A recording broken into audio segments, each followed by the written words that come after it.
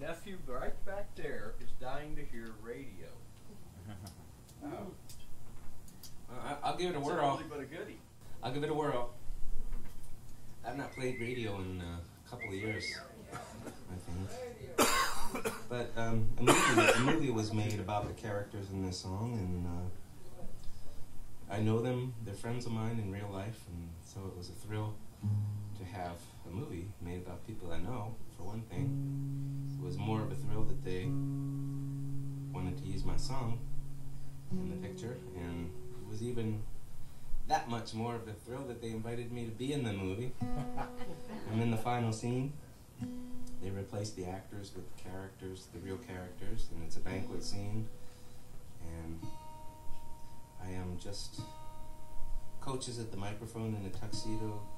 He receives an award, and I'm just over his shoulder, eating cake, drinking coffee. I did it so well, I was nominated for an Academy Award, Best Extra in a non-speaking role.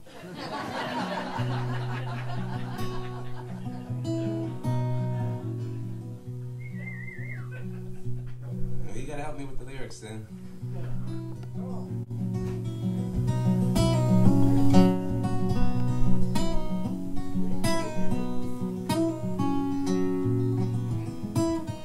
It's funny because my song was used at the very end of the final credits.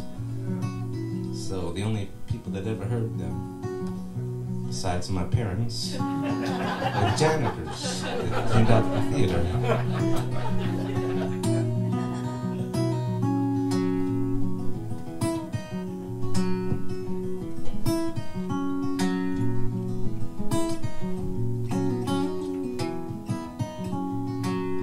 Anderson, South Carolina, Tialahana High. The people there will tell you, just ask any passerby, about the kid who speaks in gibberish. Folks would tell you, shoot, there's nothing but a little love and attention. Gave voice to a mute, stood with his transistor pressed against his ear, picking up certain frequencies that only he could hear.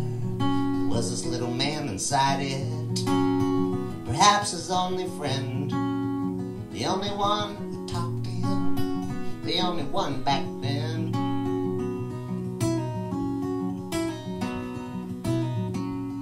Well, Coach Jones yelled, "Come here, boy," to this kid up in the stands, who was mimicking him loudly and making gestures with his hands.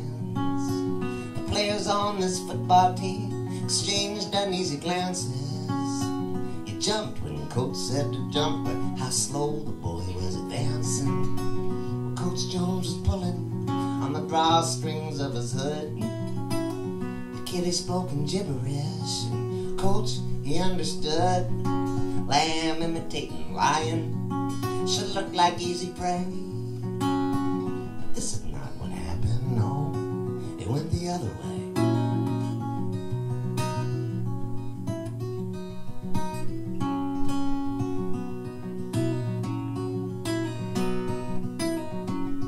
Well, this kid they nicknamed Radio, he was 18, going on 6. The team needed a water boy, so the job was his. Coach convinced the principal to bend a couple of rules. They'd pick up radio every day on the way to school. And everywhere that Coach Jones went, his lamb was sure to go.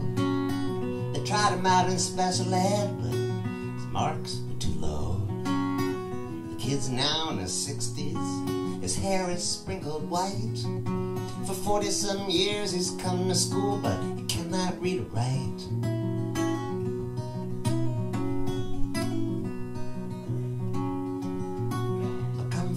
Fridays, they let radio be the star.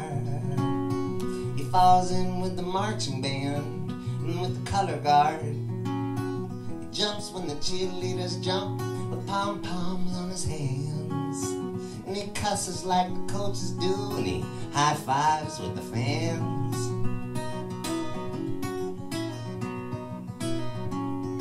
Well, they give radio report cards, and they give him varsity letters. They let him wander freely in his teal Hannah sweater. He visits all the classrooms if ever there's a test. He whips out his box of crayons and he tries his very best. And everyone knows Radio. The townspeople adore him. And the students pat his head just like the parents did before them. Anderson, South Carolina. Folks would tell you, shoot, there was nothing but a little love and attention. Gave voice to